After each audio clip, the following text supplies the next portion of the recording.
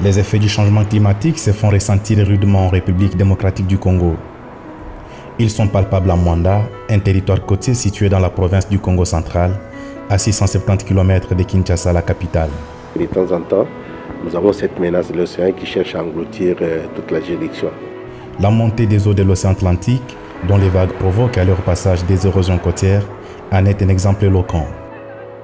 La cité d'Nsamfumu sur la littorale a quant à elle déjà perdu ce qu'il avait de meilleur. 13 villas qui se situent au bord de la mer. Tous les 13 villas sont déjà engloutis. Vous voyez même ceci, il est déjà pénalisé. Aux érosions côtières dans cette région viennent se greffer aussi la sécheresse due à la rareté des pluies. Ces perturbations rendent impossible la pratique de certaines cultures comme les niébé et l'arachide, dont les prix sur les marchés locaux ont augmenté de 125%. Pauline Mbenza est l'une des rares femmes qui a pensé à une alternative pour aider la communauté Oyo à faire face aux effets du changement climatique qui connaît son milieu. Nous voulons changer les modèles de vie des communautés. Pauline a initié un projet d'agroforesterie, le premier dans cette zone. Sur le plateau de Yema, 40 ménages agricoles se partagent 370 hectares de terre pour cultiver sur les mêmes sols les acacias, les maniocs et les arbres fruitiers. À travers le projet, il y a un changement. Il y a un changement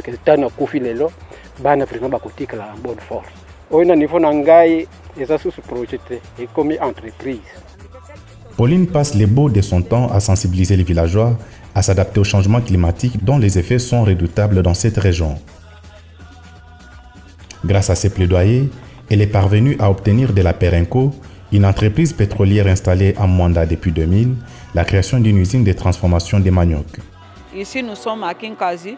Il y a plus les gens de Kinkazi qui travaillent ici. Et il y a aussi les mamans que nous avons identifiées. Ils sont au nombre de 20 mamans. Ils travaillent ici pour juste éplucher les maniocs. Et ça leur donne quand même quelque chose par rapport à l'achat du savon, un peu de sel. Le projet de Pauline a inspiré plusieurs.